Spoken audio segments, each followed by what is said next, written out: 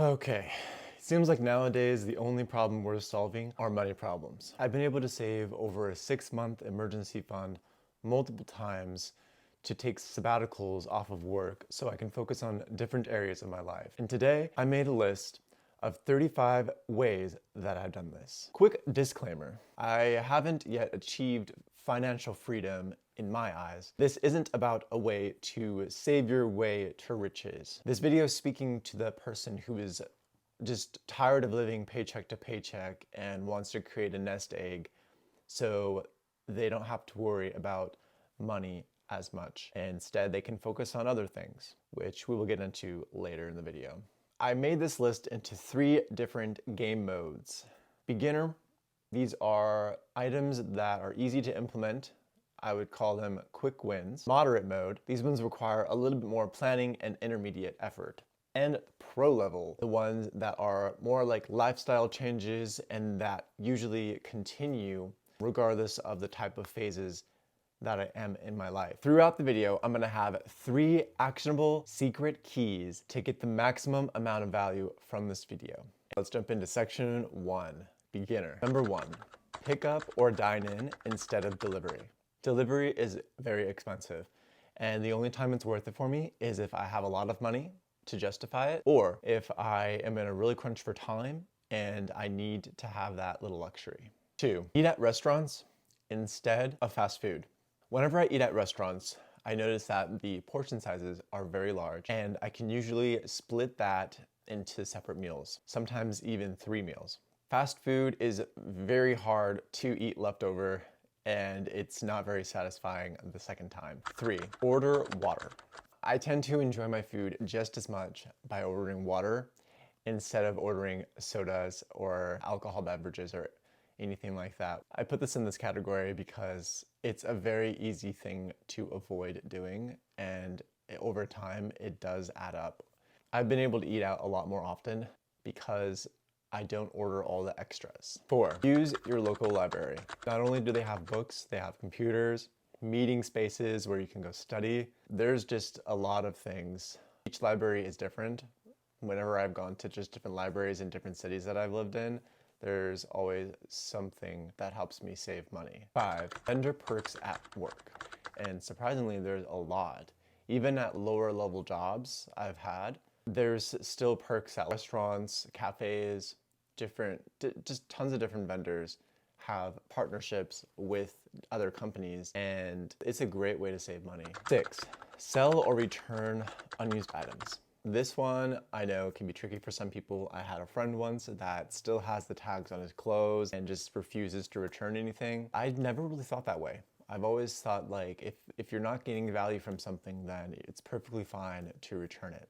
I try to minimize the amount of clutter that I have and unused items. 7, shop off-season sales. A lot of departments give real big discounts for items in the off-season. So I was able to get some pretty nice jackets at a department store. I purchased winter items in the summer and vice versa. 8, use reward programs. I recently went to a grocery store since I'm new to the area here, and this was my first time there. I signed up for their reward program and I surprisingly got back $8, and all I had to do was ask. It's pretty amazing how much you can save through these type of loyalty programs. You end up getting free stuff and sometimes money back for stuff that you're gonna buy anyways. So if it's a free program, why not take advantage of it? 9, practice negotiation. This is as simple as getting on the phone with your internet provider, getting on the phone with your cellular provider, and just asking what sort of deals there are. There are retention departments for a reason. So if you feel like your bill is too high, simply asking what sort of deals are available could go a long way. So the first actionable secret is determine your why. There's a reason why I really wanted to have this savings, and that reason has changed over the course of time. At the beginning, it was just to establish an emergency fund. Then it shifted to I wanted to be able to say yes to more opportunities. Now I want to build this community and I want to dedicate more resources towards this channel. So I have shown you examples of my why. Now it's time for you to write down your why either in the comments or somewhere for you to get back to later. Section 2, moderate mode. Number 10, utilize one-time payments instead of opting into a subscription. Whenever I have the opportunity to purchase once instead of a subscription, especially when it comes to software, I try to implement that into my life because I don't want to have my monthly bills grow and grow over time. I rather have the depreciation of the value rather than having to constantly be paying for something. I get that a lot of things are subscription based now, but some things are not. And if I've done my due diligence and I realize that actually paying for the full lifetime program is better, then I usually opt in for that. 11, pay annually instead of monthly. If you couldn't do item 10, then this is the next best thing. So a lot of companies give discounts when you purchase from a longer period of time. I was able to get a discount on the YouTube Premium because I paid for the yearly instead of monthly. It's not a huge difference, but it does add up when you have a lot of different subscriptions. 12, live with roommates. This has been a great way for me to save money. If I didn't have roommates, my bills would probably be 2 to 3 times as much. 13, move during winter months. So moving during the winter months is sometimes frustrating, and that's why it's sometimes frustrating and inconvenient, and that's why a lot of people don't do it. But if your goal is to save money, moving in the winter months is a fantastic way to do that. A lot of these property owners or property management places give really good discounts moving in the winter rather than in the regular moving seasons. 14, consider buying used items. And when I talk about this, I mean like cars, furniture, and such like that, because when I've bought something new, I don't end up keeping it for very long anyways. Realizing that the different phases of my life are for big ticket items like that, it's most of the time better to purchase something used rather than new. Like, I'm not gonna get a new car unless I can pay for it like 5 times over or something ridiculous like that. I got a car that's like 10 years old now. I've had it for over 5 years. I've only had to do some major repairs on it, maybe a couple of times. Finding that good sweet spot between like a used item and a new item. 15, go to free events. There's a lot of free events, and I've lived in multiple cities and always have found something free to go to. So it could be parks, museums, certain days can be free. I was in Mexico City and I went to the art museum for free. When I lived in St. Louis, that place had tons of free places that I can go to, like the museum, the exhibits, just tons of stuff. 16, meal prep. Okay, this I get. It takes a lot more effort than it's worth sometimes, but when I am low for cash and I want to make sure that I have a nest egg, I do meal prep, and I've learned to do it better, actually more recently than I used to, because I used to eat out a lot more. So meal prepping has been a great way for me to save on food, so that way I can focus on building this channel and community. 17, take free online courses. Now, this one also requires a little bit of planning because some of these online courses do require like timelines, and if you're doing a free one, it doesn't last forever. So when I was auditing a Harvard course, the computer science course, I had a limited amount of time that I was able to do it.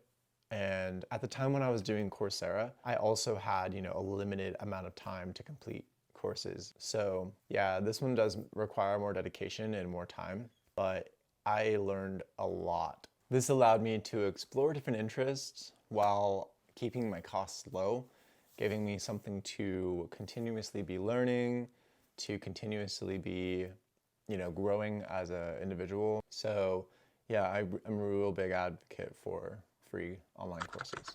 18, utilize couch surfing. Now I know this one can be a bit tricky, and I did this with a friend, so it was a bit easier for me since I wasn't alone, but I've met so many people that have had amazing stories through couch surfing. And, I've actually had some pretty good experiences as well. It's been a mixed bag, but it's still been a really great way for me to save money while also traveling. 19, group travel. So I've done both traveling alone and traveling in groups, and I find that traveling in a group is much more enjoyable. It's much more engaging and cost effective. 20. Use a prepaid service. I used prepaid service for years before I changed it to postpaid, and I only changed it to postpaid because I got a better deal for it at a certain point. I was able to spend only like, $25 to $30 a month on my plan. That's super cheap. Super cheap. And I had to pay for my phone outright, but with the amount of money that I saved through not having to pay like a huge $80 bill a month, I could have bought my phone multiple times and still would have had a better deal than if I had a postpaid plan. 21, consider refurbished electronics. So when I've got refurbished items, I tend to notice that they work just as good. So why not save a few bucks if it's gonna be the same? 22, thrift shop for temporary items. So when I need a temporary item, something that I probably won't be using for the next place I live in, I consider going to thrift shops. I don't usually get clothing at thrift stores because I don't really find a good fit. So yeah, some of the things that I've gotten from thrift stores are like home organization stuff. I feel like it's still worth mentioning, even though I don't really get clothes there. 23, avoid disposable items. This one is pretty simple. I like to wait for the higher quality item rather than try to get a quick fix solution. This could mean opting in to stainless steel and wood, opting out of plastic and other low quality materials. 24, repurpose things I already own. So I don't get too crazy here. I do like to keep the clutter down. When I first started working from home, I needed to make like a makeshift type office situation, and getting creative with the things that I already had allowed me to save money initially. I didn't have to buy like a new desk or anything. It worked. It's not ideal, but it worked. This goes into 25, repurpose spaces. Organizing the place in the most optimal way so that way you can get the most use or the multiple uses out of that space. I don't go too crazy with this, but I like to, organize my bed in a way that makes it like, oh, I have more storage, or organize my shelving in a way that allows me to have more storage. 26, buy non-perishable items in bulk. Things like razors, shaving cream, different beauty products. I bought those kind of things in bulk, and I don't have to go to the grocery store as often because it's lasted me a long time. We've gotten to the secret key number 2, determine your truth. We've gotten more than halfway through this list. So determine what is going to work or not work for you in this moment before we move on to the pro mode. Number 27, learn tax law. I have this friend that I feel like every single time I talk to him, I walk away learning something new about tax law. Even when I hadn't had a business, information about tax law has helped me be more strategic about money. 28, buy things that continuously spark joy. I put this in this level because this is something that I continuously have to assess what is worth maintaining versus what I want as a one-off experience. 29, don't focus solely on brand names. This goes for generic and brand name goods. Instead, I focus on quality. I like to see what I'm getting as far as quality. If the quality is there, then it's worth getting the brand name versus the generic, or vice versa. Sometimes the generic is great quality. 30, join group memberships. A lot of companies give you discounts if you have multiple people in a plan. So this is part of the reason why I moved to a postpaid plan for my phone service, is because I got a good discount for having it in a family plan. 31, realizing that overthinking is expensive. Here's how I like to combat this in a quick crash course, focusing on 3 things. 1, what is the impact of this decision? 2, what is the probability of this happening? 3, how do I mitigate this and move on? 32, use credit cards. I like to use credit cards for my indulgent purchases. So I was able to go for a spontaneous trip to Mexico City because I had credit card points that I could use. I was able to buy equipment on Amazon for this channel because I was able to use my credit card points. Credit card points has been a great way for me to save money. I get that not everyone is at the same level of discipline when it comes to credit card usage.